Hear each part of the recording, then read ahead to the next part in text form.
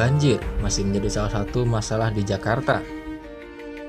Ketika banjir datang, mulai dari kemacetan, kerugian materi, hingga masalah kesehatan pun merupakan dampak negatif.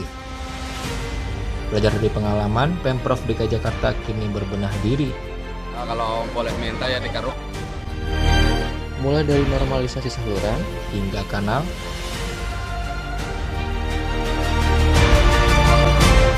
pembangunan turap, dan kesiapan rumah pompa. Ya lebih cepat aja tahun sekarang turunnya dibandingkan tahun kemarin.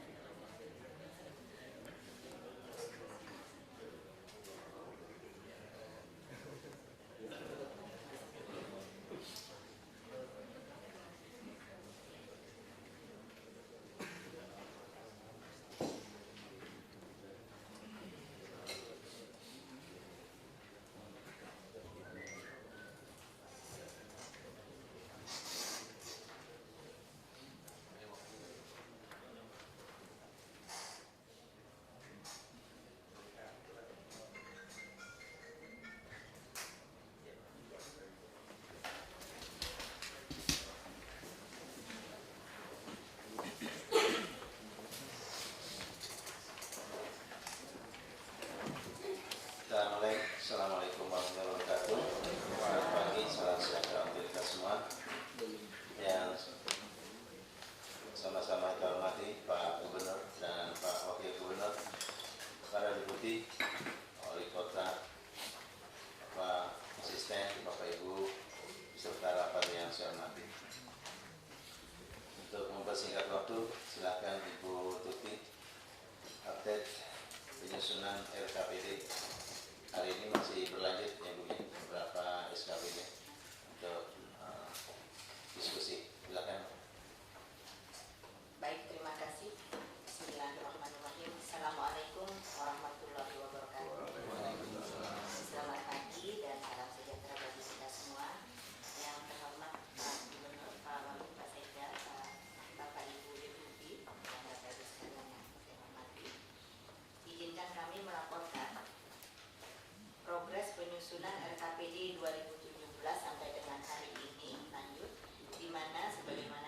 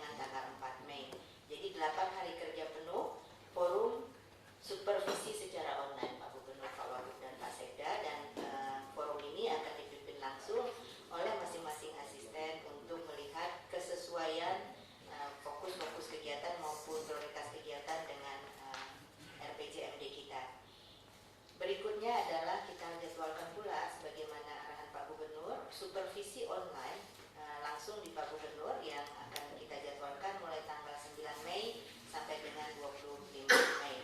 Dan kita sebisanya kalau bisa jangan melebihi tanggal 29 Mei, semuanya sudah rapi karena jadwal penetapan pergub untuk RKPD ini maksimal hanya sampai dengan akhir bulan Mei saja sesuai dengan aturan perundangan. Jadi kita jadwalkan sampai kalau bisa finish itu di 25 Mei. Nah, lanjut berikut ini adalah jadwal kita input ranja. Input ranjangan ranja ini sampai 23 April. Lalu kemudian supervisi online non forum sebetulnya sudah dilakukan. Nanti ada lagi mengonlinekan hasil rembuk RW itu sampai dengan April tanggal 11. Lalu penyempurnaan rancangan awal RKPD sudah kita lakukan sampai dengan 13 April yang lalu. Forum SKPD provinsi saat ini sedang berlangsung dan pembukaan musrenbang provinsi juga sudah kita laksanakan. Lalu sidang kelompok musrenbang provinsi masih berlangsung sampai dengan hari ini terakhir insyaallah. Kemudian perbaikan rancangan ranja hasil pembahasan sidang kelompok diharapkan maksimal sampai dengan tanggal 23 April. Setelah itu kita akan memasuki proses supervisi online baik di tingkat asisten maupun di tingkat Pak Gubernur. Berikutnya adalah ini potret usulan dari teman-teman SKPD jika kita coba kelompokkan berdasarkan 3 pengelompokan yang masuk kepada kelompok kontak penuh ini kurang lebih, ini angka sementara, sangat-sangat sementara, kurang lebih 17,9 triliun yang terdiri dari 20 item besaran, 20 item besaran usulan program. Saya potong sebentar. Ya, Pak.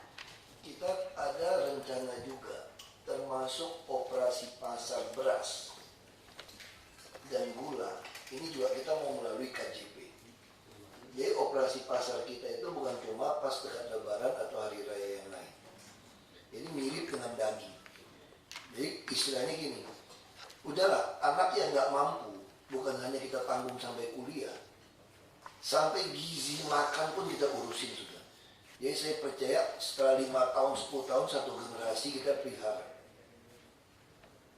Jadi kita udah mulai termasuk TK sebetulnya. Kita kasih mulai ada urusan KJP. Karena TK cukup mahal di balita. Nah kalau dia punya adik, ada abang, ada kakak, dia numpang makan. Sop atau apa. Jadi saya pikir ini udah gak usah berdebat. Orang kalau mau pinter, mau sehat, mau gagah itu ngomong makan. Betul kok. Ibu saya tadi kalau telepon saya. Bukan saya telepon ibu saya sih sebetulnya. Dia ngomong, maksudnya ngomong sama saya gitu. Ibu saya bilang gini tahu. Sekarang orang sekarang itu nggak pernah mau makan otak ikan. Ibu saya ngomong.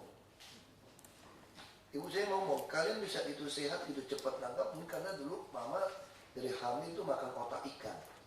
Nah kita kan budidaya ikan, ya tentu ada kolesterol, rumput muda kan nggak masalah. Jadi persoalan itu makan. Kita dari kecil, saya dari kecil, ini ibu saya itu kita makan tuh sampai waktu bapak saya bangkrut ini, saya cerita aja nih. Tante saya datang ke rumah, tante saya kaget gitu loh. Apa kalian sudah bangkrut, kok masih makan ayam seenaknya gitu loh. Ibu saya jawab, kita nggak keluar kemana-mana, nggak beli baju yang bagus, beli mobil yang bagus, tapi kalau makan nggak boleh dikurangin. Itu prinsip. Kita nggak usah hemat, mau gaya, gengsi, kredit. Banyak orang miskin kan kredit mobil, kredit apa nih? Di rumah setengah mati, enggak. Kita biar naik taksi, naik bus, sekolah, jalan kaki pun makan harus tetap sesuai. Ini prinsip ikan gitu banyak soalnya. Saya pikir kita harus pikirkan satu generasi seperti ini. Terus kalau tidak cukup gimana? Bu, dalam susun ini para asistennya. Kita gampang saja kok. Kan uang mengikuti skala prioritas.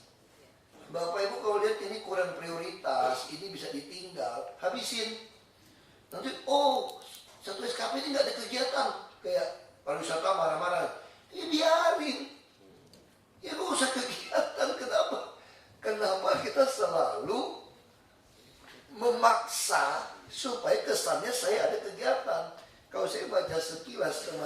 semua.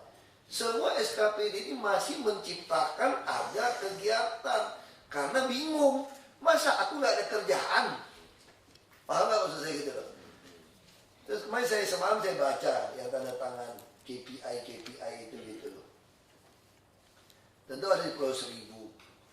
Itu kelautan perikanan tidak pernah ngomongin untuk targetnya itu ada berapa urban farming. Tapi nggak apa-apa. Itu kan KPI masih isi dulu aja lah.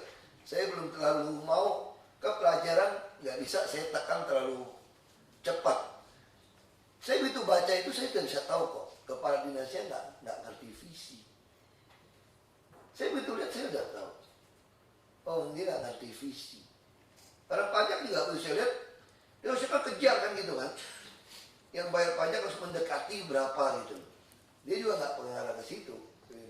Jadi waktu membuat KPI itu ada harus tulis betul gitu loh. Rumah susun ya proses. Rumah susun harus tulisnya apa? Bukan jadi loh.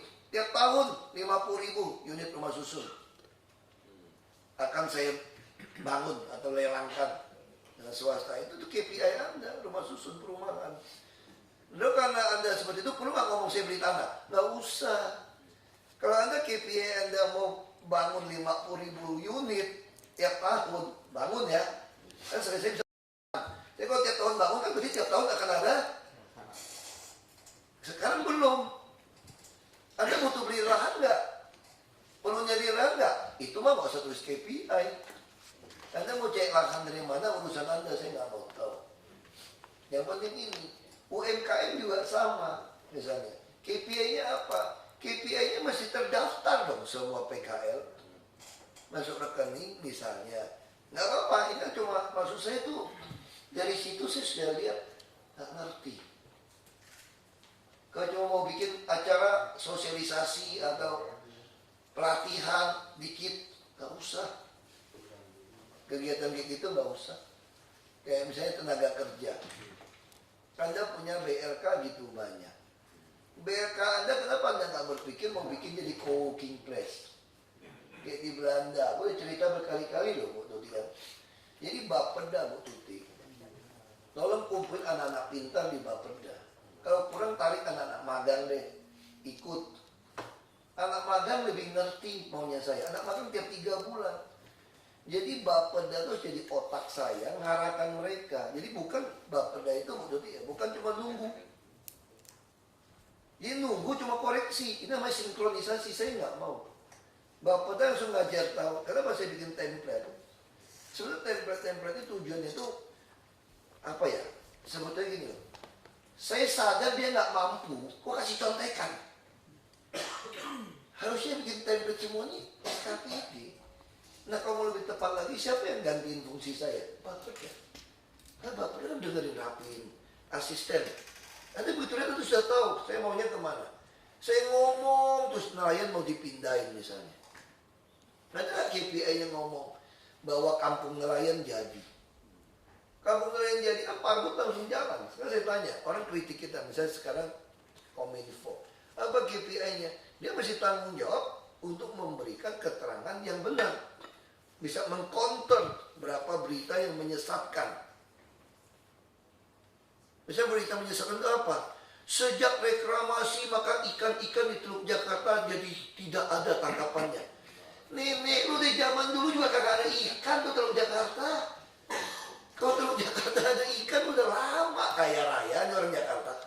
Kayak orang Belitung gitu loh, sore-sore pagi-pagi tinggal bawa pukat, narik ke pantai. Cuma suruh anaknya pegangin satu tiang, dia tarik itu pukat, itu udah kelilingin, dorong balik, udah udang, ikan, kepiting, kan mau ngambil udang, pakai kapal, masih kelihatan di ujung dia naik kapal loh. Udah berapa jam itu balik lagi udah 50 kilo. Itu benar. Nah kemudian hilang kenapa? Ketika ada kapal keruk. Nah itu benar. Kapal hisap, habis satu bangka ikannya. Bener. Tapi kalau Teluk Jakarta mah dari dulu Pak. Nah pertanyaannya buat kita, kenapa kita nggak boleh turun 15%? Kalau 15% turun, berarti orang bikin pulau APBD kita nanti mesti ngurusin pulau nggak? Tambah kerjaan, ngapain? Saya pengennya itu pulau itu betul-betul kita dapat duit uang preman aja deh, dapat tenaga kerja, dapat ekonomi. Dari mana bangunnya? Ya 50% dong jatah preman dari setiap tanah yang lu jual. Itu aja. Berkebaikan dia kok. Nah yang saya khawatir, makanya saya mau ngomong lagi di Menko, mau izin di siapa pun saya terserah. Tapi Jakarta dapat apa nih nanti untuk membangunnya? Jangan bebanin Jakarta lu bos. Nanti macet marahin gua. Bikin LRT duit kita. Bodoh kita APBD. Dari zaman Pak Harto, Teluk Jakarta sudah dinyatakan kerangnya nggak boleh dimakan, kerang hijaunya. Karena melebihi ambang batas logam berat. Cari. Nah ini Kominfo tuh harus. Itu KPI Anda gitu loh. Tugas Kominfo, makanya jangan cuma ngomong komputer, nanti bicara humasnya nih. Anda harus kasih tahu pada masyarakat, berita ini tuh bohong, menyesatkan. Bukan saya minta dibela loh. Saya mah gak usah dibela. Aku lebih pintar bela diri kalau saya mah. Saya mah gak usah dibela, tapi fungsi Anda itu. Kamu buat apa ada Kominfo? Kenapa kita bangun smart city? Ini bicara data, disimpan sampai kiamat ini. Ini zaman teknologi sampai kiamat ini. Dan ini juga jadi data untuk orang dapat masuk. Nah kenapa saya mendorong orang, sorry Pak Wagub, mendorong orang pakai clue. Kalau nggak pakai clue, pecat aja RT RW-nya. Karena saya nggak bisa memaksa warga untuk lapor clue. Tapi kalau RT RW bisa saya paksa. Kalau dia gaptek, bisa nggak dia suruh anaknya? Sekarang ibu PKK bisa pakai komputer nggak ibu PKK?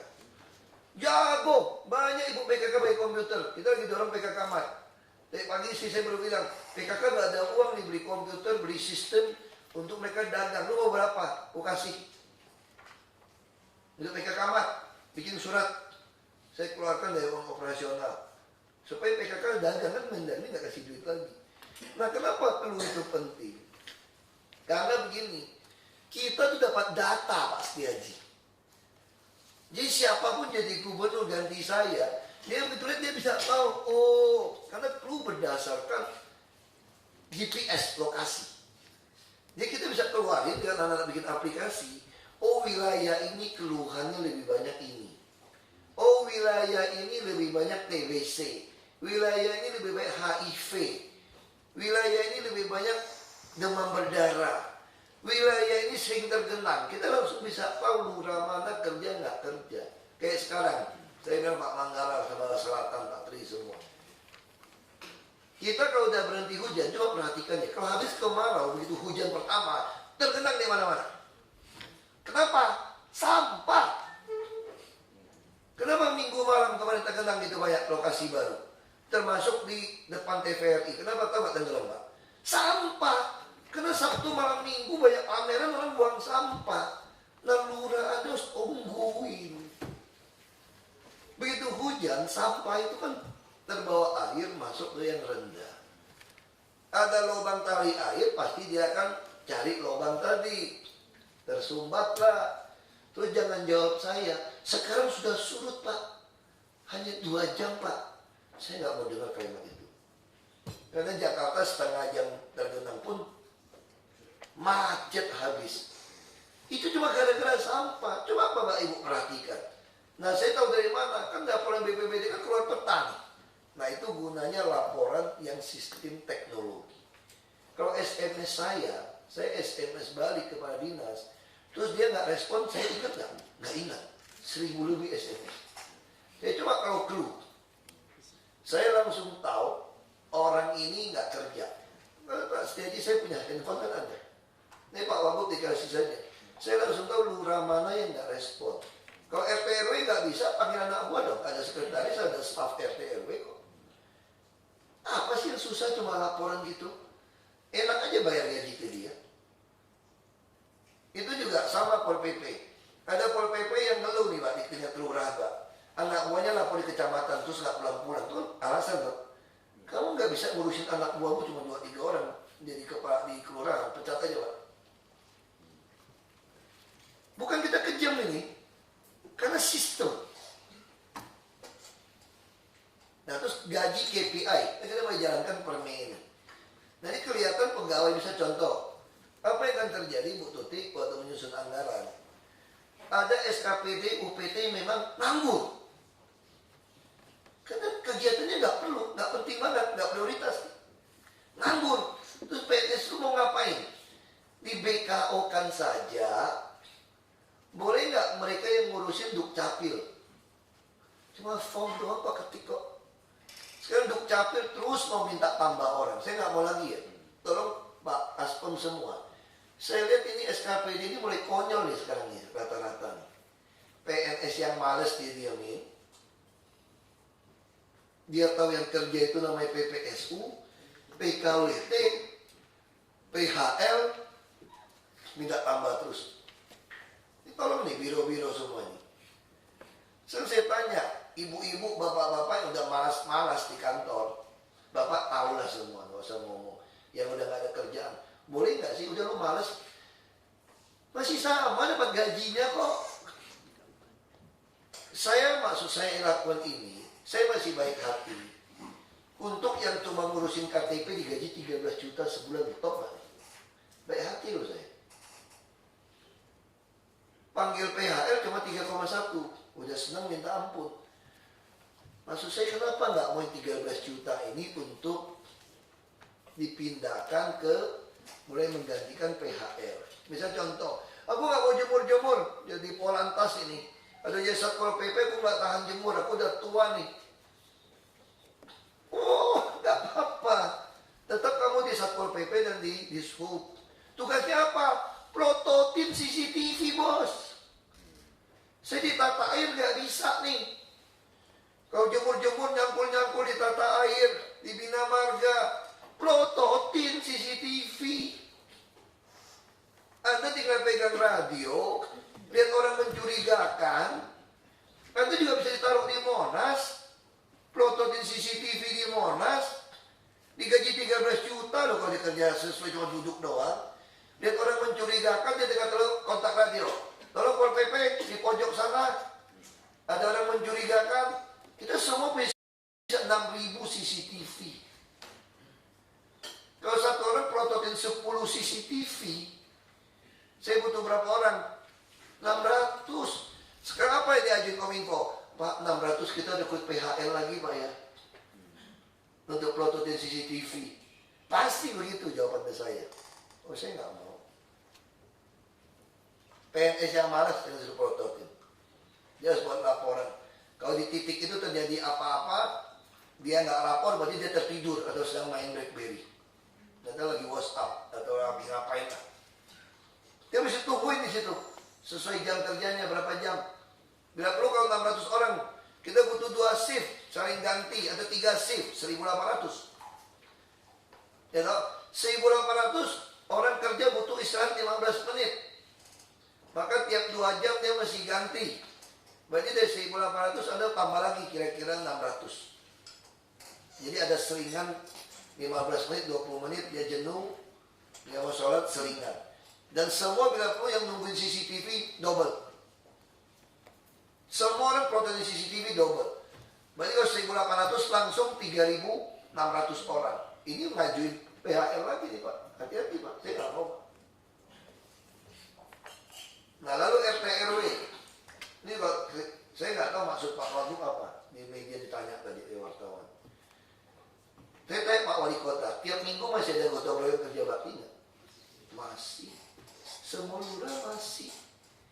Sekarang saya tanya, perumahan yang mewah-mewah semua, yang bagus, bisa gotong royong nggak? Nggak mau juga. Sebagai hari biasa nggak mau. Mau paksa nggak bisa. Mau keluarin duit. Nah sekarang yang jadi masalah, RW kita waktu ngumpulin duit ini untuk kebersihan lingkungan. Kalau perumahan itu bukan gotong royong loh Pak. RW ngumpulin duit mereka bayar nih. Bayar gaji itu di bawah UMP.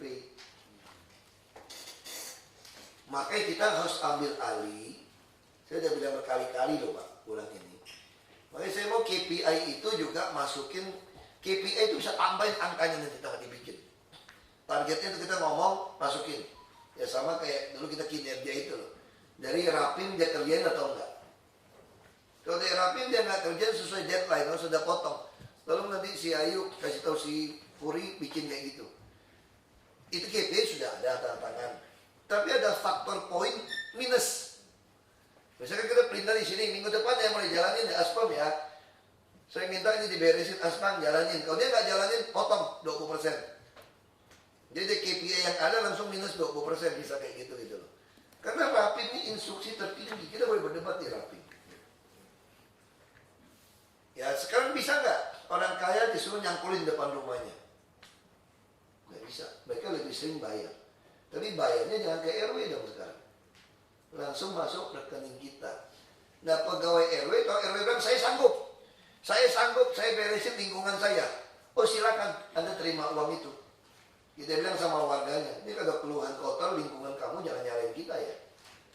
Jadi semua lingkungan itu mereka pungut duit, RT RW pungut duit itu. Semua lingkungan dalam. Nah yang terjadi apa sekarang? Masyarakat nggak mau tahu, makinya ke kita.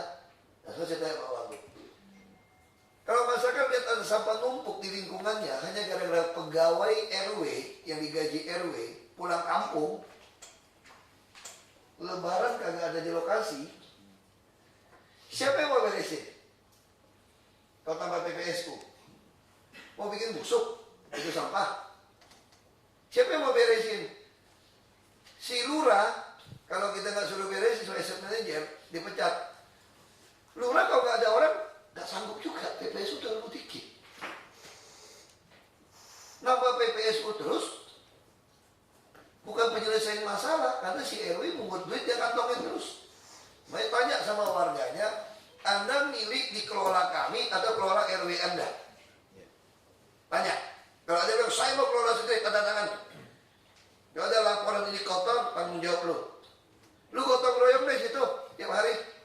Kerja bakti di situ. Kau mau lihat orang Jakarta. Orang Jakarta udah sempat kerja bakti jam 6 jam udah jalan pulang udah malam Pak. Sabtu Minggu aja mereka tuh berharap bisa ada waktu dengan keluarga.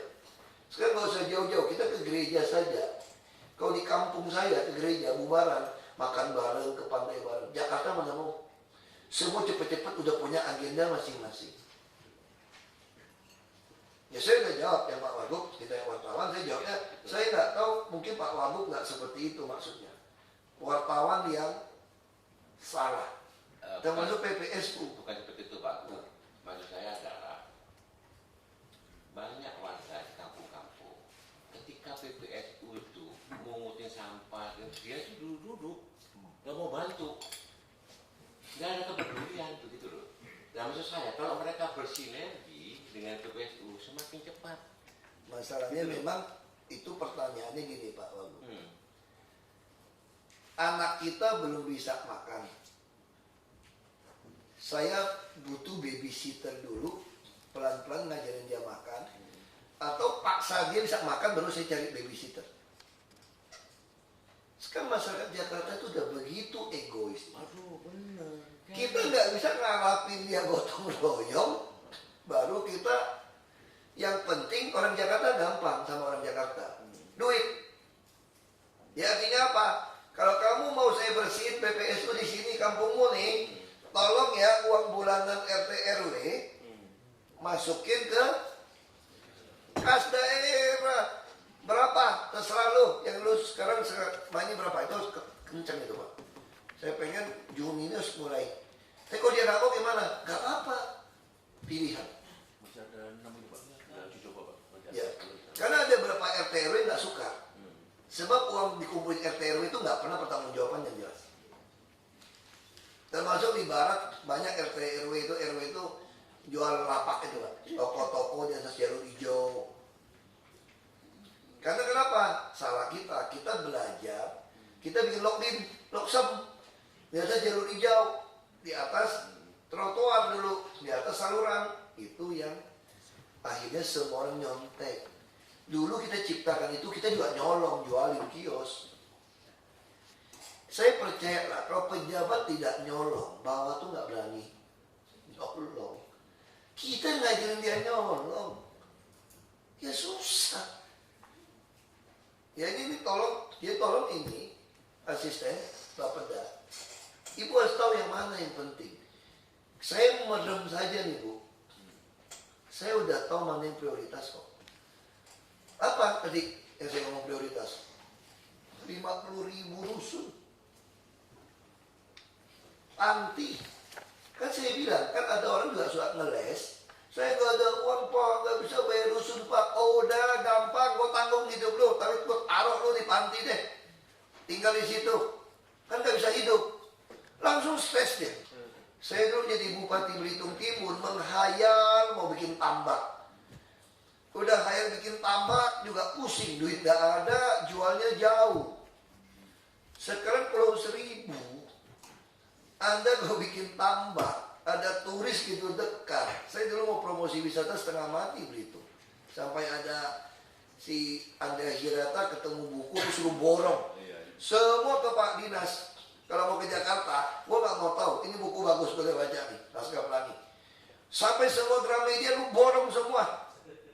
Awas ya kalau nggak bawa pulang tuh buku semua sekolah.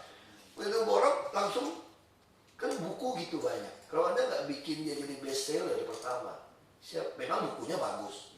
Tapi buku bagus pun kalau nggak dibuat bestseller orang nggak tertarik beli. Puluhan ribu buku kok. Pokok keluar sikat. Nama teramat mau keluar buku sikat, saya perintah kepada saya semua.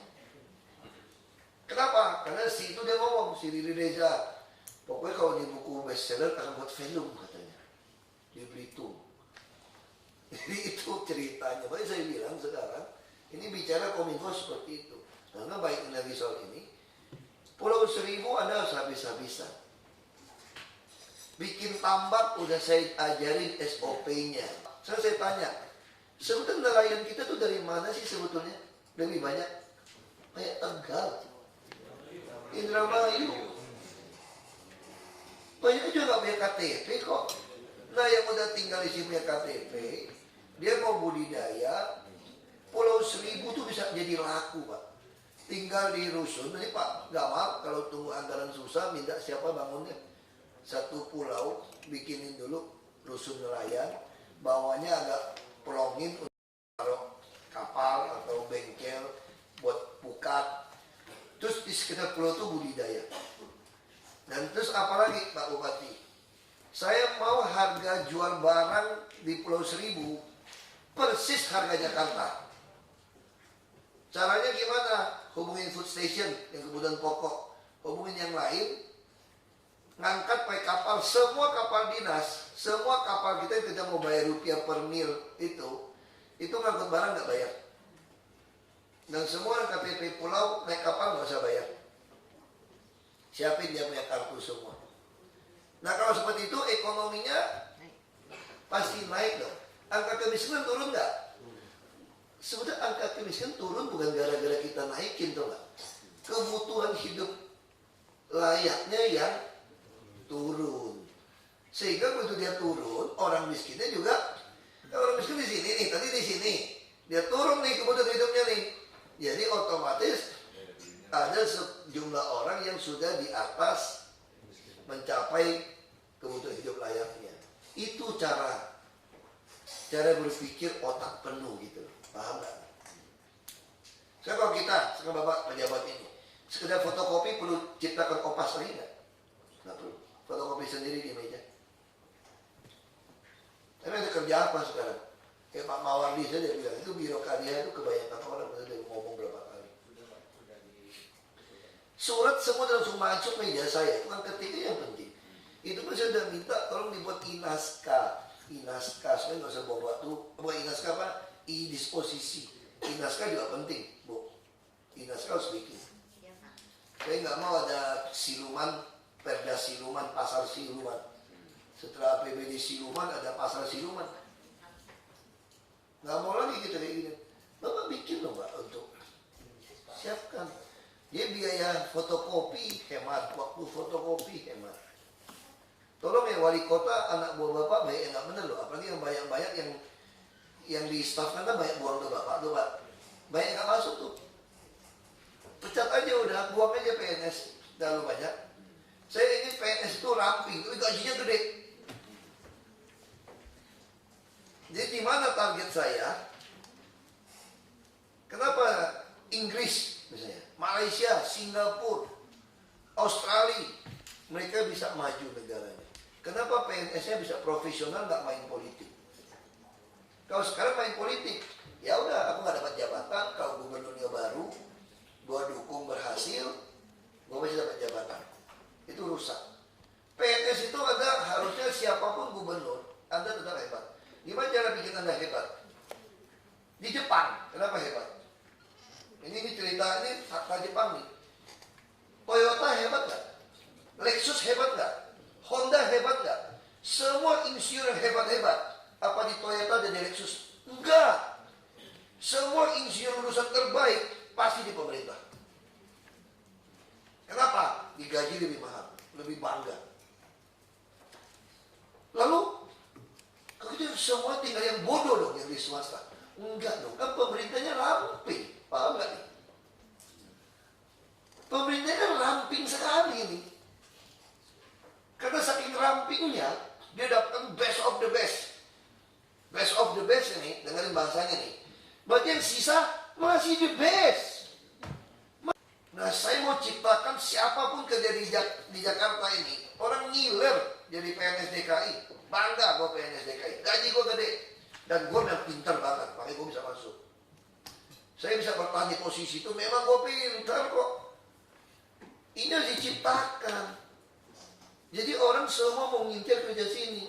Bisa nggak semua orang ngincar kerja sini? Oh bisa loh, ini undang-undang ASN loh. Saya sekarang masih proses kasih kesempatan kepada PNS. Saya juga kasih kesempatan kepada yang sudah malas-malas sambil menunggu pensiun, nikmatin gaji yang lumayan, karena sistem harus diciptakan. Ini saya sampaikan supaya Bapak Ibu tahu nih, supaya Wagub juga tahu. Jadi Wagub jangan bilang gaji kita kebesaran Pak Wagub. Kebanyakan Itu rusak. Bapak tahu nggak tiap hari saya tanda tangan pecat orang? Tiap hari loh. Semalam kalau nggak salah ada 5 orang saya tanda tangan diberhentikan lagi sebagai PNS. Ibu Mary juga top, keluarin. Cepat, rekomendasi, pecat. Diberhentikan dengan hormat kalau memang masih itu. Nggak saya cepat, PKD cepat. Saya mau pecatin terus, jujur aja. Saya mau dapatkan yang terbaik dan yang terbaik. Sehingga semua orang bangga jadi PNS DKI. Dengan gaji yang besar. Sanggup nggak kita naikin 1,5 kali lagi? Sanggup. Masa orangnya dikurangi? Jadi kita udah coba 18 triliun sekian oke. Tapi jangan main.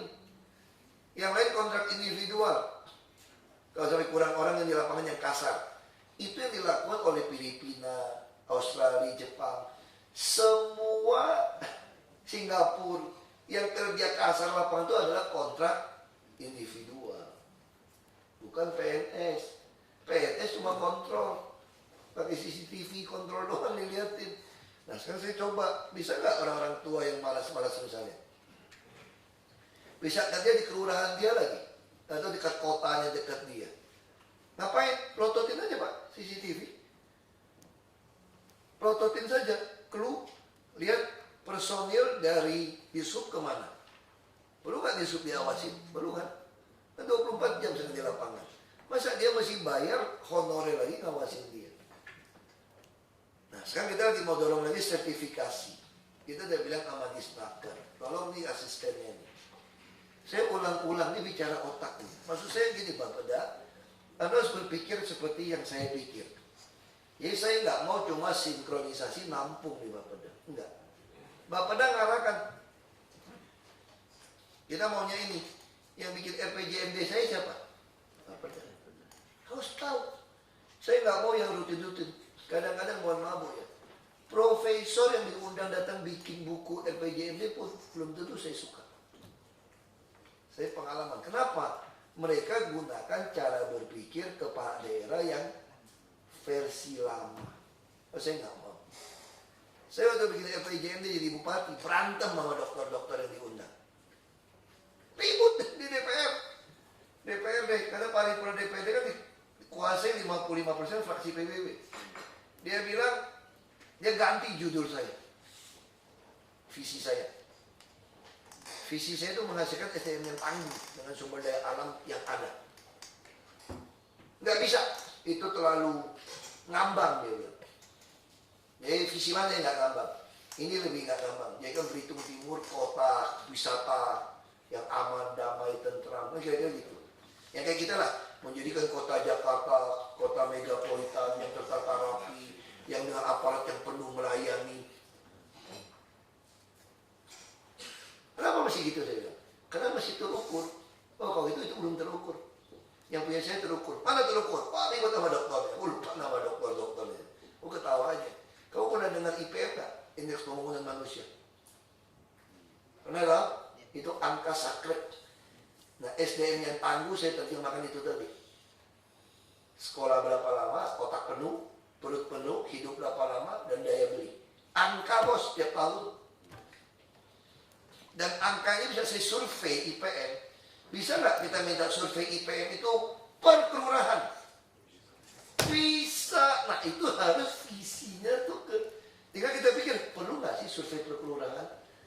Kalau murah, perlulah. Supaya kita bisa lebih fokus. Efek murahnya apa? Kan estate manager. Tugas sebenarnya bikin penuh otak perut. Berarti langsung, ya waktu seperti ini, Bapak harus berpikir. Berarti Anda mesti anggarkan duit, bantuan ke BPS, atau siapa yang lakukan survei. Saya pengen survei IPM itu sampai kelurahan. Nah, misal cara kayak gitu. Misal apa lagi cara berpikir nih, soal otak penuh. Kita akan melakukan penertiban penggusuran terus nggak, Bapak Ibu? Terus. Kapan berhenti? Tergantung rusun. Makanya rusun harus bangun cepat. Sekarang yang digusur pernah dapat raskin nggak? Dapat. Berarti dasar raskin berdasarkan alamat atau NIK-nya sekarang? NIK, makanya itu mau bikin Jakartawan. Jadi raskin itu jangan ngotot per kelurahan. Pembukuannya nanti mesti dipikirin nih Bapak Dani. Jadi raskin itu boleh nggak saling pindah? Kalau orangnya pindah, berikut pindah nggak? Yang penting hak belinya yang sama. Sekarang beras raskin ada berapa diselewengkan? Kalau nggak pakai kartu Jakartawan. Yang beli apa betul-betul yang butuh? Saya ketemu di pasar banyak orang miskin nggak dapat jatah raskin. Ngeluarin duit waktu operasi pasar 6.000 lebih itu per liter itu. Kasihan, aku lihat duitnya cuma 10.000. Coba kalau dia pakai beli beras raskin 5 kilo, 6 kilo dia dapat. Nah, di mana lurahnya?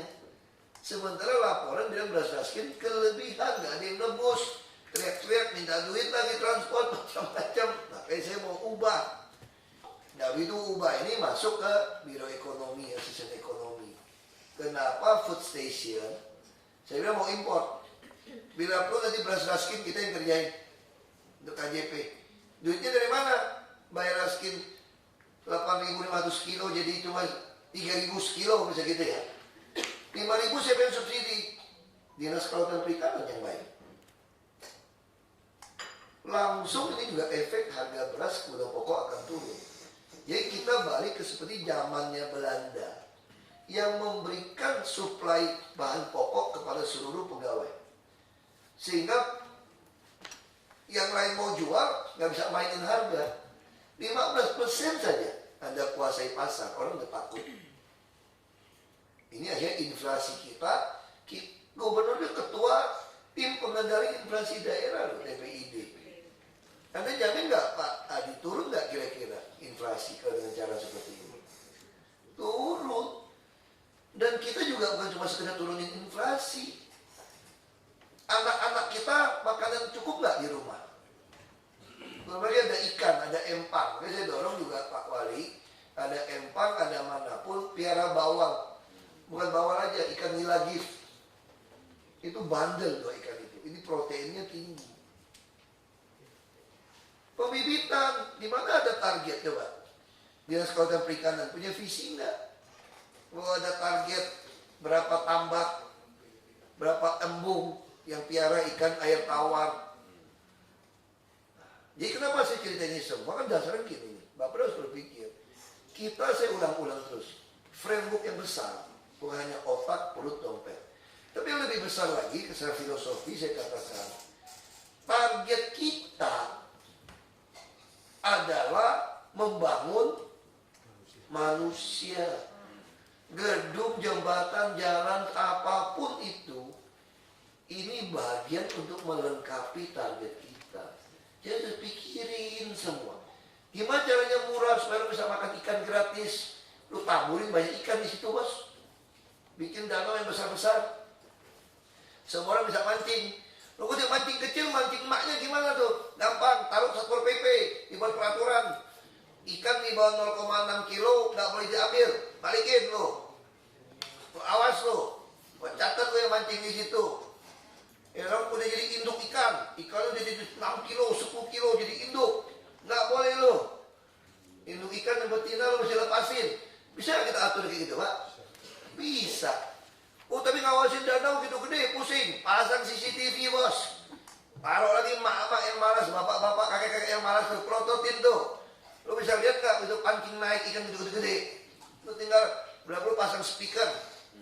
Kalau di taman-taman. Halo, tolong yang baju biru, itu ikan balikin ya, kegedean lo dapatnya lo. Apa dia kaget gitu loh. Lu balikin tuh, itu induknya tuh. Awas tuh, lari. Langsung kontak Pol PP, kan semua ada radio dengerin. Pol PP tangkep. Itu cara berpikirnya kita gitu. Saya ngajarin sampai SOP. Kalau saya mau ngomong gini terus, saya 10 jam juga gak selesai. Bapak Ibu bisa terjemahin maunya apa. Saya kalau kayak gitu, saya jago. Kenapa? Karena saya memang fokus saya orang. Saya bisa pikirin semua. Saya bayangin kalau saya jadi dia gimana. Jadi dia kayak gimana. Tanya Pak Bambang. Ini Pak Bambang masih hidup nih. Kenapa saya dorong sampai 50 jutaan eselon 2? Saya tanya sama Pak Bambang loh. Waktu jadi wali kota loh. Pak Bambang butuh berapa juta sama eselon 2 supaya Pak Bambang enak hidupnya. Saya juga tanya sama Pak Ad. Agus, saya tanya lah. Saya tanya nih. Saya punya sampel ini. Beliau bilang, wah bayar pegawai macam-macam sopir itu 10 juta lebih Pak sebulan. Ini gaji nggak cukup. Cuma kawinan semua Pak. Makanya aku langsung bilang, Pak, 50 juta cukup Pak. Apa 30 juta enggak Pak? Ini 50 lebih enak dia bilang. Sekarang 75. Eselon 2. Pak aku suka ngomong 30-40 dan kalau nggak salah Bapak ngomong sama saya 30-40 saya lupa. Enggak, waktu itu saya tanya eselon 2. Waktu itu ngomong, sekarang mau naik, dia udah keenakan. Udah mau naik lagi. Makanya duit itu gitu dong. Duit itu begitu. Saya pernah jadi pegawai, saya ngerti gitu Pak. Naik gaji, kredit mobil lebih mahal lagi. Nggak cukup juga. Kagak naik gaji masih cukup, naik gaji nggak cukup. Kenapa? Gara-gara kredit mobil. Kita lupa ngitung bensinnya, lupa ngitung jalan-jalannya. Ya, hidup itu kalau nggak cukup, jam tangan kalau mau beli terus ya nggak cukup. Jam tangan ditaruh sehari nggak pakai itu udah terlambat ya kurang aja, mesti goyang-goyang terus jam tangan. Pakai gitu goyang juga pusing. Sepatu juga kadang-kadang pakai satu ganti-ganti sepatu juga suka nggak enak juga. Pakai terus, aku kadang Sabtu Minggu pakai sepatu yang sama loh. Serius ini, aku nonton juga pakai yang sama ini. Pakai ikat pinggang yang sama juga. Kalau pakai ikat pinggang saya yang biasa gitu. Ke gereja juga sama. Betul sepatu juga sama. Kaos kaki juga sama. Nggak usah aneh-aneh. Aku pengen demen pakai seragam. Nggak repot cari baju. Pusing. Kalau nggak pakai seragam itu repot udah Pak. Kayak batik. Batik itu agak merepotkan Pak. Kalau mahal. Pakai itu ajudan protes, Pak, kemarin masuk TV pakai baju itu, Pak. Ganti. Akhirnya aku bilang, ini mau baik hati apa pengen dapat batik gua nih. Karena mau kepenuhan saya masuk batik baru kan nggak kuat lemari saya. Pasti saya keluarin kasih mereka. Terus saya bilang sama mereka, punya kan mesti kasih ke orang nih. Yang paling gawat apa tuh enggak? Yang saya keluarin pertama tuh baju batik saya sebagai pengusaha. Sutra bagus-bagus, ini pakai lebih bagus saya punya gua. Terus tanya, kenapa Bapak pakai itu kayaknya lebih mewah kita enggak ya? Oh itu soal karunia postur tubuh. Bapak pakai yang tanah abang juga orang kira mahal loh bilang. Ini masalah lain loh bilang. Ini potongan aja gue bilang. Ya jadi tolong ini asisten saya minta sebelum sampai saya yang sisir Pak Wagub buang aja Ya, jadi saya pelajarin Bapak Ibu masih punya mental. Masa tidak ada kegiatan? Padahal kegiatan itu sebenarnya Bapak Ibu tahu ini nggak penting-penting amat. Nah itu mau saya nggak potong semua, buang. Ya pokoknya kemana? Ya atur. Nah sama dalam BPKB itu GOR semua tawarin swasta klub mana mau pakai. Semurah-murah mungkin kasih dia sewa. Yang penting kita nggak keluar uang. Kita keluar uang. Itu GOR kacau balau. Toiletnya bau, semua bau. Taman juga mesti seperti itu semua. Ya. Jadi tolong Ibu yang Villa Wenda dikerjanya Pak Gaman. Cari yang pengembang kewajiban itu. Minimal land clearing dia rapiin apa dulu harus kerjain. Langsung kerjain itu Villa Wenda. Karena kalau enggak orang akan alasan Bu di rumah susun. Saya tua, nggak bisa kerja, nggak bisa bayar. Oh gampang, mainlah ke kebun kami. Ada empang lagi, sayur mayur. Di mana? Ciangir. Sabtu Minggu keluargamu boleh datang, masukin satu bus Transjakarta ke situ Harto, Ciangir, bolak-balik. Sabtu Minggu doang, hari biasa jangan Bu. Jadi dia numpang makan sama kita nggak bisa Jakarta, kurang ajar. Kita udah hafal orang gitu aja. Sabtu Minggu buat keluarganya bisa kunjungin mereka. Cukup. Jadi itu caranya betul. Cara kapan itu.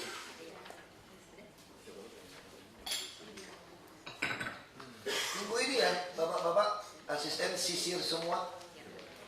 Patokannya sederhana. Kalau tidak penting, nggak usah pak nggak usah bingung. Kok nggak ada kegiatan SKPD? Ya, buang. Disparbut, bapak tahu nggak komentarnya orang Disparbut itu apa waktu itu? Biasa 1,3 triliun, 1,4 triliun, saya sembelih semua tinggal 100 miliar. Kalau itu kita mau kerja apa? Mau ngapain? Bubar aja lu. Bubarin aja. Ibu Ika kalau datang ke Disparbut Bu, itu gedungnya itu tua-tua gede loh. Bisa bikin dusun mewah sih tuh. Kos-kosan. Iya bikin apartemen harga kos. Supaya orang kerja kantor itu kos di situ. 3 juta sebulan, 5 juta juga disewa orang. Nggak peduli KTP manapun. Mau sewa, daftar. 5 juta disewain orang tuh kos-kosan. Satu kamar 2,5 juta. Siapa yang nggak mau? Ada dapur sendiri, kamar mandi, share berdua. Kita utamakan buat standar. Yang boleh sewa apartemen kita adalah keluarga muda yang kerja di Jakarta, yang punya rumah di pinggir kota. Atau yang nggak punya rumah pinggir kota. Tapi dia terpaksa tinggal di pinggir kota. Nah sehingga keluarga-keluarga muda ini akan mempunyai waktu hidup lebih baik dengan keluarganya. Selama ini dia habiskan mungkin 3-4 jam per hari di kendaraan. Kadang-kadang dengan suami, bukan suaminya, bukan dengan istrinya. Naik kereta lagi, ketemu orang-orang itu. Kompas pernah mencatat perselingkuhan tinggi. Kemudian ada laporan Kompas dulu, waktu saya belum masuk ke sini. Kita ketemu kan, pacaran tuh. Dia punya pacar di kereta ini. Serius ini, saya baca laporan waktu itu di Kompas hari Minggu. Dulu saya kurang kerjaan, dan hari Minggu pulang kerja itu hampir semua orang gua baca. Kompas semua. Yang ini hasil-hasil survei gitu ya. Kajian kayak gitu masyarakat. Nah jadi ibu bikin supaya keluarga itu, dia perlu nggak leasing kredit mobil? Nggak perlu. Sehingga uang mobil, kredit, macam-macam dia bisa pakai untuk beli rumah di pinggiran. Waktu dia pangkat naik, dia nabung. Daripada sekarang waktu keluarga habis, dia juga bisa nonton. Keluarga enak kan, pulang cepat. Karena dia tinggal di tengah kota. Kalau dia gaji didaftarkan kepada Bank DKI, malam dia naik terus nggak bayar. Nah pertanyaan saya gini, ini juga mesti diingetin soal kita punya PSO. Pak Sedan, catatnya Pak Sedan. Misalnya orang jadi manajer di Jakarta, gaji 10 juta. Ya, kira-kira gitu ya. Karena dia mesti kredit mobil, bisa habis 3 juta tuh. Bensin 1,5 juta. Jadi duitnya tuh habis tuh. Bayar cicilan lagi rumah sana. Kadang istrinya nggak bisa beli 2 mobil, numpang. Kadang istrinya nggak kejemput, setengah mati isinya pulang, naik bus naik apa, wah suami istri saling perasaan gak enak. Dan punya anak lagi, mesti pakai babysitter lagi, pusing. Coba kalau kita bikin apartemen, ibu bisa bikin gak playgroup titipin anak? Mereka patungan, bisa. Itu anak dia kerja, bisa nggak bagi ASI di situ? Kalau dia kerja dekat pulang, yang nggak punya ASI, keluarga yang lain bagi ASI, kekeluargaan di dalam. Tapi ini keluarga muda ini, kualitas hidupnya akan berubah. Dan mereka juga akan mulai beli. Nanti kita di bawah kan ada PKL, ada kuliner. Hidup nggak kuliner kita? Kita jamin dari BPOM lolos. Semua yang tinggal situ masak nggak? Enggak, pasti beli sayur jadi. Dan murah. Jadi gini, ini bicara ekonomi ya, saya harus ajarin Bapak Ibu. Jadi gini, Bapeda, Bu, bila perlu rapat, ajak yang anak muda yang pintar ikut. Kalau nonton video susah, saya kasih tahu nih cara bangun ekonomi. Kenapa saya di Jakarta masak? Karena lebih murah. Paham tak? Lebih murah daripada saya beli. Kalau saya tinggal di apartemen, kelas kos seperti saya, makan di warteg pun mahal. Kalau masak lebih murah. Tapi kalau ada PKL kuliner yang masak, sewa apartemen saya hanya 4.000 sehari. Harga sama dengan pinggiran. Kira-kira, dan jamin lolos BPOM, tidak ada bahan berbahaya. Kira-kira saya suami istri, saya anggap saya masih muda ya. Punya anak yang kecil, saya kerja, suami istri saya kerja. Kira-kira saya masak atau saya beli saja makanan? Beli. Skala ekonomi tercapai. Paham maksud saya? Kenapa orang Singapura lebih sering beli? Karena fast foodnya memang udah skala ekonomi murah. Pemerintah, kita sama suka kasih swasta. Kalau seperti itu, bergerak nggak ekonomi? Bergerak, bisa kasih pinjaman, keluarga juga bahagia, titip anak. Terus yayasan-yayasan yang banyak ngomong hebat-hebat itu, lu kalau mau itu yayasan lu bantu deh, bantu aja sini, kita siapin tempat. Dan kendaraan berkurang nggak langsung? Berkurang. Dia bisa jalan kaki kerjanya, bisa naik LRT. Nah saya pengen di tengah kota banyak dirikan banyak apartemen untuk tujuan seperti ini. Di semua gedung kantor kita manapun, di klub manapun. Sekaligus banyak tempat parkir. Ya Pak Kamal, tolong yang Monas dikerjanya tahun ini Pak Kamal. Panggil pengembang mana kewajiban. Mulai gali buat parkir. Terus apalagi, kalau nggak bisa gali ke bawah, nanti tolong panggil itu ya, si Ernest itu. Di Indonesia itu, dia punya gambar dari ITB. Waktu saya masih wagub. Saya pengen bersihkan semua parkiran di situ. Dia mau bikin parkiran di atas kali. Kasih. Kalau itu kan nggak boleh, sungai lebih besar dari itu tuh namanya itu Harmoni. Sepanjang Gajah Mada Ayam Buruk, Anda bikin halte Transjakarta. Berarti nggak boleh harus bongkar. Itu moko aja kurang ngajar sama aku. Ngotot juga nggak boleh. Asbang waktu itu Pak. Pak Jokowi tahan saya jangan ribut dulu. Aku udah keki minta ampun. Sumbang bus juga begitu. Makanya saya bisa hari ini karena aku dendam. Aku juga jadi pintar belajar dari kebohongan yang gak konsisten. Ya kamu bohongin saya mesti konsisten bohongnya. Supaya saya ketipu. Begitu kamu bohong saya gak konsisten, aku terlalu pintar untuk baca. Jadi kamu bohong mesti konsisten. Ya ini mesti jelas ini. Mesti konsisten. Itu yang dikerjain Pak. Dia di tengah kota harus banyak park and ride. Kalau banyak park and ride, berarti Anda juga gampang membuat orang main tarok untuk naik kendaraan umum. Nah, terus apalagi Sudirman Tamrin juga tolong itu jalan pembatas jalur cepat lambat bongkar sekarang aja. Nah, bongkar aja Pak. Nanti sampai kita lebarkan trotoar sampai 9,5 sampai 10 meter. Lingkungan hidup mau ribut-ribut gak usah ribut. Kita tanam pohon lebih banyak. Dia pindahin ke kiri, bongkar aja Pak. DPU segera kerjakan Taman Sudirman. Dia pembatas jalur cepat lambat bongkar. Terus juga saya lagi berpikir 3 in 1 tetap hapus. Kominfo harus pintar tulisnya. Ini bukan soal apa-apa, bukan soal macet. Ini soal anak-anak dikorbanin joki-joki. Dan kita nggak bisa atasi itu. Masalah sosial ini harus tutup. Nah, lalu apalagi? Motor diperluas, Pak. Jadi sepanjang Taman Sudirman ini, bukan cuma Merdeka Barat, motor nggak boleh lewat. Tapi apa konsekuensi motor nggak boleh lewat? Semua gedung pembatas antar gedung di sepanjang Sudirman ini, Pak, suruh bongkar, buka. Ya, orang bisa masuk ke dalam. Dari belakang harus bongkar. Kalau nggak mau SRF nggak usah ngasih. Terus pagar juga, saya nggak bisa kasih insentif pajak karena nggak boleh Pak Agus ya. Insentif pajak itu untuk orang yang nggak mampu, makanya saya nggak bisa. Anda harus buka. Nah, jadi trotoar itu juga bisa suruh dia kerjain tuh Pak, sisa Pak, langsung dengan ada bagian yang udah rapi. Nah, jadi gini, tadi saya ditanya wartawan, ini Kominfo ini nggak ada orang yang ngerti humas ini. Nanti mesti ingetin ya, itu yang anak siapa, yang anak ibu-ibu yang di Pasar Baru itu, yang lulusan London itu, bisa diperbantu. Ada ibu-ibu dari Pasar Baru, orang Pakistan. Anak ceweknya lulus dari Inggris. Dia bawa anak ceweknya. Pak, ini anak saya pasti bisa bantu Bapak untuk humas. Aku nggak tahu lagi kita tes, bisa nggak?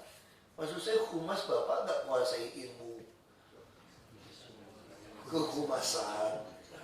Harus cari siapa yang bisa untuk bisa sampaikan. Tadi saya ditanya wartawan begini, Bapak mau tebang itu ya, pembatas jalannya. Kayak begini tuh Pak, itu apa jamin tidak lebih macet? Oh enggak, nambah jalan berapapun akan lebih macet. Karena nambahnya kendaraan lebih banyak daripada jalan yang ditambah. Jadi Anda mau bongkar lagi, bikin 5 tingkat pun tetap lebih macet. Ini soal pilihan. Saya mau bongkar itu jalan, nanti berkurang dong ya. Enggak, saya mau tambah trotoar jadi 9,5 meter. Kalau itu jalan tambah sempit dong? Kan enggak, jalan sama aja. Kamu nggak mau nambah. Yang saya mau tambah untuk pejalan kaki. Kamu pernah bayangin nggak kalau bus itu banyak, ada LRT, ada MRT di Taman Sudirman, kalau dia trotoarnya nggak capai hampir 10 meter. Orang mau jalan kaki mau tabrakan. Lo pohon gimana? Pohon yang ditanamin dong di trotoar yang 10 meter. Kan trotoar orang bisa lewat, bisa belok-belok, emang mobil. Jadi saya tidak mau prioritas lagi Jakarta untuk nambah jalan buat mobil. Karena begitu dalam kota kita bangun ini pasti berhenti. Flyover pasti tetap nggak cukup. Yang perlu kita tambah adalah berbasis rel dan pejalan kaki. Ya kita sediakan pejalan kaki yang betul-betul lebar. Dan nggak usah konblok-konblok bohong-bohongnya itu. Semen aja, bagian porositas ada. Kalau nggak mau ya bikin ini sumur resapan.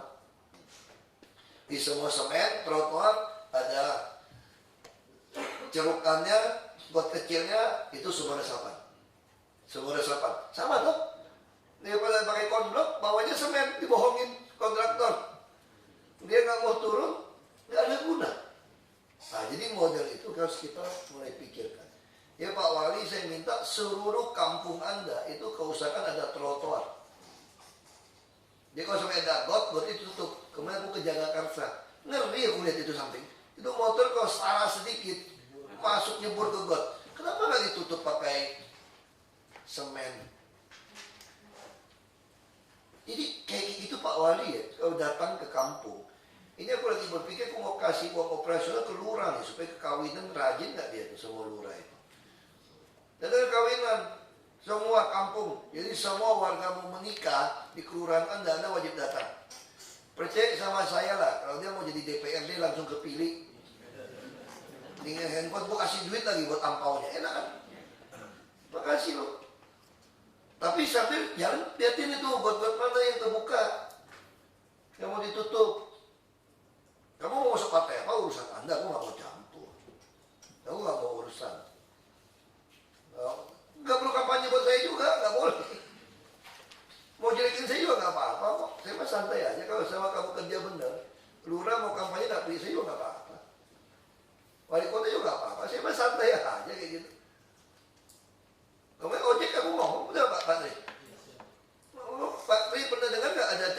gubernur berani ngomong kayak gitu. Oh bilang sama tukang Gojek, mohon maaf ya, ini yang paling nggak enak nih, dengerin baik-baik ya. Kalian mau keluar larang nggak boleh lewat Sudirman Tamrin, depan 1.200 orang situ. Lo liatin saya. Lo kalau nggak ada lama gue, lo cari gubernur yang bisa kasih lo lewat itu aja udah. Betul nggak lihat? Jadi kalau kamu pengen lewat Sudirman Tamrin, lo mesti mulai pilih gubernur yang kasih lo lewat. Nah gua enggak, kamu ngomong duluan ya. Jangan sampai ini aku kepilih, ketipu lagi luar. Kamu nggak suka nipu-nipu gitu. Aku bukan politisi. Syok aja mereka. Aku udah sering kayak gitu deh sejak main politik kok. Dari tahun 2003 aku udah begitu kampanye. Cari dong, yang penting kamu pinter ya, milik yang benar ya. Nanti nasib kamu 5 tahun dan nasib kota saya juga nih. Saya juga KTP DKI. Dari pertama kali punya KTP, saya KTP DKI kok. Orang aja pikir aku datang dari kampung. Sorry, aku dari umur 1 tahun, belum 1 tahun di Jakarta bolak-balik. Itu di Blora waktu kecil itu. Untung nggak ada videonya, nggak ada YouTube. Bapak saya bilang, lu galak banget. Orang gangguin lu, bikin lu lucu itu. Langsung lu ambil sate, lu timbukin tuh orang semua. Orang kan, anak kan pasti, ya gua gemuk lah dulu. Langsung cubit-cubit. Waduh, ya 1 tahun udah saya langsung ambil sate, gua lemparin tuh semua dia. Ini sopir bapak saya yang cerita, bapak saya cerita juga. Jadi ya udah, ini penting. Jadi sekali lagi Bapak Ibu, saya pengen Bapak Ibu cara berpikir menganggarkan seperti itu. Ya. Jadi money follow priority. Priority. Kalau follow priority artinya apa? Kalau yang tidak prioritas kosong nggak? Kosong. Kalau follow function harus. Mereka ngomong kok, presiden udah perintahkan penganggaran APBN ikut model Jakarta. Perintah presiden. Presiden ingin Jakarta ini jadi bukan model ya. Jadi ya mau jadi tumbal lah. Bahwa kita ini ya uji coba semua nih. Semua kita uji coba. Berhasil meningkat. Nanti Jakarta One jadi Indonesia One. Kartu sistem itu. Ya Indonesia kita mau non-cash. Pokoknya ngomong BI. Kartu Jakarta Sehat jadi kartu Indonesia Sehat. Kartu Jakarta Pintar jadi kartu Indonesia Pintar. Kita terus naik nih. Nanti keluh itu kan mengeluh kan. Keluh ini mau seluruh Indonesia nih. Tinggal wali kota, kabupaten mau. Ini seluruh Indonesia keluh. Jadi kita bisa bayangkan. Kalau seluruh RT RW seluruh Indonesia memberikan laporan kepada sistem kita, dan kita bikin sistem membaca cepat gitu Pak Haji ya. Presiden bisa tahu nggak kondisi seluruh rakyatnya? Seluruh RT melapor. Langsung saya bisa petakan persoalan, langsung rapat pun. Misalnya presiden itu dengan menteri manapun, dan kabupaten kota manapun, dan langsung tekan bupatinya, camatnya, lurahnya, kadesnya, gubernurnya, lu prototin. Nah itu yang saya lagi coba kan tekan bapak-bapak sekarang kan, wali kota harus baca kan. Jangan saya dong siang malam mesti prototin. Nah kalau bapak nggak baca, berarti bapak bukan wali kota yang baik. Dan ini akan dipakai untuk politik sebetulnya. Bukan politik buat saya menangin partai saya, oh enggak. Ini dipakai buat politik, kita mau ngajarin rakyat. Bupati Anda jangan pilih lagi. Presiden bisa ngomong begitu. Ini rapot bupati Anda respon nggak diresponin. Sama saya mulai menilai wali kota kan. Nggak benar nih wali kota nih. Lurahnya nggak bisa diurus. Warga nggak bisa diurus. Nah ini pola ini yang kita akan pakai. Kita bisa bayangin kalau seluruh Indonesia semua makanannya lolos ada cap BPOM. Turis berani makan nggak datang ke kampung Indonesia? Berani. Bapak Ibu kalau datang ke kampung-kampung, kadang-kadang berani coba makanan nggak? Wah es bagus-bagus, dawet, cendol. Takut saya kalau ke kampung, padahal pengen saya makan. Es kopior, takut saya. Coba kalau saya bisa langsung masuk ke aplikasi. lagi sampai ke Pontianak mau makan enak, sirup. Saya langsung cek di aplikasi, toko ini ada nggak? Nggak ada, aku nggak berani. Kenapa? Berarti toko juga kita hukum. Kalau kamu pengen dapat BPOM, mesti periksa. Kalau kamu nggak mau diperiksa, berarti kamu ada sesuatu sembunyikan. Lama-lama bangkrut nggak toko itu? Bangkrut. Nah ini bagian mendidik. Nah dengan cara seperti ini perlu nggak habisin duit untuk mendidik warga memahami makanan mana mengandung bahan berbahaya atau tidak? Perlu nggak kegiatan itu? Nggak perlu. Hukum pasar yang ada ciptakan. Jadi sekarang makin nggak perlu lagi dong. Itu habisin duit di UMKM, ada di kesehatan, ada di kelautan untuk buat seperti itu. Kita paksa pasar. Jadi tolong Bapeda itu harus bukan terima ngarahkan Bu. Ya kalau sekarang Bapeda pulang selain asisten langsung sisir. Ya Bu langsung sisir Bapeda mana yang bukan prioritas. Nggak ada ampun, nolin langsung. Atau program atau kegiatan yang bisa ditutupi oleh kegiatan lain, perlu nggak?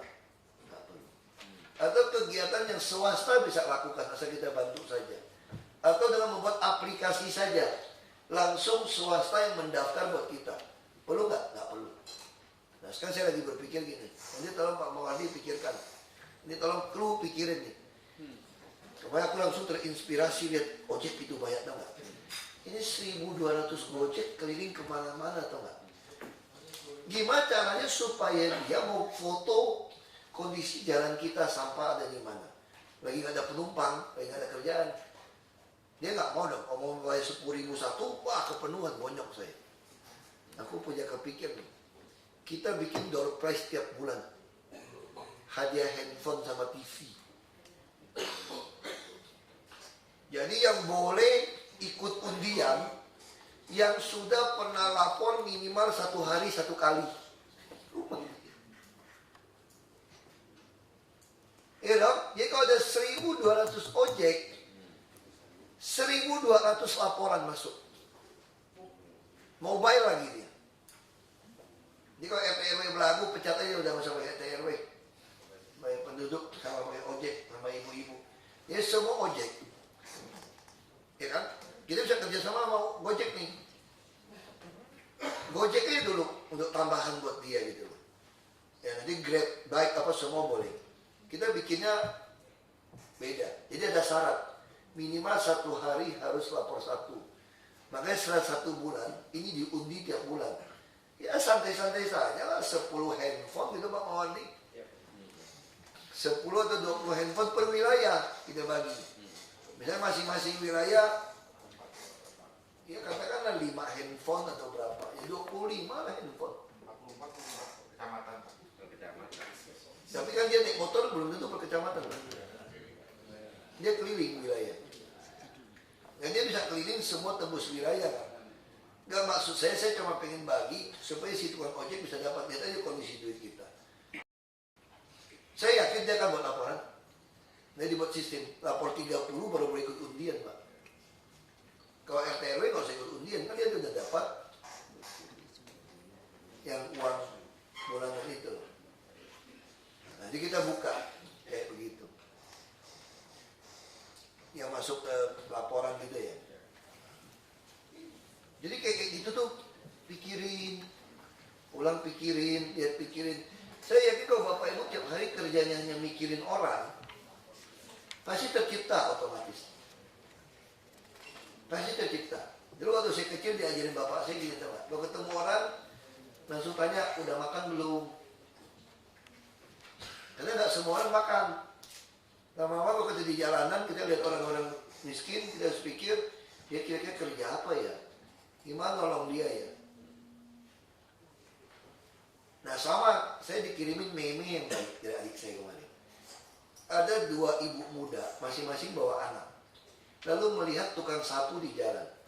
Lalu si ibu muda yang pertama bawa anak bilang, kamu lihat ya, kalau kamu nggak mau sekolah baik-baik, lu kan berakhir kayak dia tuh. Kayak tukang sapu jalan itu. Nah ibu yang kedua, dia ngomong gini, ini kayak meme gitu. Kamu harus belajar baik-baik supaya mampu menolong orang-orang itu tidak seperti itu lagi. Ini dua cara pendekatan. Itu yang saya langsung ingat bapak saya ngajar saya. Jadi kalau saya ikut bapak saya kerja, saya pulang liburan sekolah, SMA saya di Jakarta. Ke kota, lihat anak bubaran sekolah, banyak itu lagi keluar. Bapak saya masih komentar gini, Hok, lu lihat tuh Hok, tiap tahun keluar gitu banyak. Ini cuma satu sekolah loh. Lu mesti pikirin gimana caranya mereka bisa dapat usaha. Kalau kerjaan nggak akan bisa. Pabrik kita nggak tambang kita nggak nambah tiap tahun. Ini keluarnya tiap tahun ribuan orang kayak begitu di Belitung kayak gitu. Lu mesti pikirin gimana caranya mereka bisa buka usaha. Lu gue sekolahin untuk itu loh. Aku sekolahin kamu untuk itu, untuk pikirin gimana caranya nolong mereka. Itu makanya waktu saya lihat itu saya langsung teringat pengajaran bapak saya. Bapak saya nggak pernah gitu mah. Misalnya saya bawa mobil, saya sopir lagi cuci mobil, udah aku yang masukin ke garasi gitu. Mau coba kan dulu kan nggak ada mobil otomatis pakai kopling teman. Tentu begitu langsung dok, wah langsung loncat mobil. Wah semua sopir narik itu mobil langsung rem nggak ketabrak, untung pas rem. Waduh ibu saya udah keluar, wah langsung mau jewer saya tuh nggak. Bapak saya bilang jangan, bagus kamu udah berani, bagus. Nggak usah jewer. Adik perempuan saya lebih kacau lagi gitu, baru beli TAF. Dulu TAF itu udah mewah Pak, Daihatsu TAF yang model jangkung gitu, Daihatsu TAF diesel itu. Mau di kampung tuh, gue PT Timah pejabat beli apa, bapak saya beli apa? TAF. Dia bawa, makanya di rumah saya sekarang kok orang ke rumah saya kalau masuk ke dalam, itu sambil ada got tuh dikasih pagar tuh. Dulu nggak ada pagar. Adik saya bawa itu TAF, lagi sopir taruh, dia cewek nih, langsung dia pakai. Lupa itu dia belum bisa, nggak nyampe itu nggak, langsung nyemplung ke got. Itu got tuh dalam banget dulu gede, langsung nyemplung satu mobil, dia nyangkut di dalam. Wah ibu saya, bapak saya datang, berani kamu, bagus saya pelan-pelan keluar, wah bagus berani kamu. Cuma lain kali hati-hati ya, lain kali kalau kamu mau bawa minta. Itu ada suki apa ada sopir itu, terus suruh dia di samping kamu supaya jaga kamu, kasih tahu kamu setirnya seperti apa, jangan sendiri, bahaya, nanti bahaya. Untung nggak apa-apa kan? Oh nggak apa-apa. Ya, kaget dong, kaget karena digituin, kaget nggak adik saya? Enggak. Cuma kalau diteriakin, terus saya tanya bapak saya, bapak belajar dari mana? Oh saya kerja sama Belanda, bapak saya bilang, kerja di sama Belanda ke tambang. Dia bapak saya itu kerek bayar gaji. Tiba-tiba semua panik masuk ke ruangan Belanda 59 baru ninggalin Belitung. Masuk teriak, bapak saya itu kelahiran tahun 30.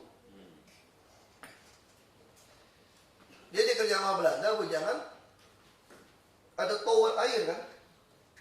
Itu si anak bule tadi naik ke tower, mati kan? Itu tinggi tuh tower. Semua panik. Wah itu semua ada panik. Si anak diteriakan tambah. Jadi si bapak butuh, jangan langsung dia marahin semua. Bapak saya ikut, jangan langsung keluar Pak. Sambil lihat itu anak begini. Dia teriak hebat, anak papa hebat. Dia teriak gitu, ini papa saya cerita nih. Anak papa hebat, bisa naik. Waduh, hebat itu gitu tuh. Anaknya mulai dari bapaknya nih. Sekarang turun pelan-pelan. Kamu turun pelan-pelan, satu langkah seperti kamu naik injak. Pasti anak papa yang hebat bisa turun. Turun pelan-pelan, pasti bisa. Tunggu bawah, tungguin. Turun pelan-pelan, itu situ. Turun pelan-pelan. Sampai bahwa dia bertaruh, dia bilang sama anaknya. Kamu naik itu harus pakai tali. Karena bisa terpleset. Makanya yang kerja itu pakai tali.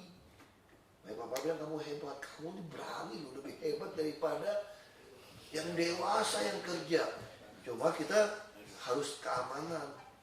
Nah, terus bapak saya sopir, tanya sama dia, kenapa kayak begitu? Kalau kami, wah, Lu awas lu ya, lu mau turun lu pasti. Terus dia bilang, kalau kita kayak gitu jatuh tuh anak. Jatuh tuh anak. Terus kedua, kalau kita turun marahin dia pun gak jelasin, itu anak gak berani coba. Mentalnya down. Dia gak berani coba sesuatu yang baru, yang dibilang orang berbahaya. Nah, jadi kita juga sama. Tentu saya cerita ini, saya tidak ingin Bapeda juga menjadi diktator. Orang mau ciptain apa, gara-gara ada template, tak boleh. Nggak bisa juga loh. Jadi bukan itu loh maksud saya. Jadi ini persis kayak orang tua nih Bapeda ini. Targetnya jelas, nanti nggak bisa. Bebas ciptakan kayak Pak Edi. Semua PT SP boleh ciptakan apa-apa, bebas, boleh. Jadi harus seperti itu cara berpikirnya. Bapeda itu kayak orang tua aja. Makanya saya juga nggak marahin dari awal kok. Tapi kalau ada ngeyel, saya bilang kenapa? Di sini. Anda jawab, karena ini Pak. Boleh saya kata, kenapa ini? Nah, saya udah bayangin pasti jawabnya ini. Bilang ini.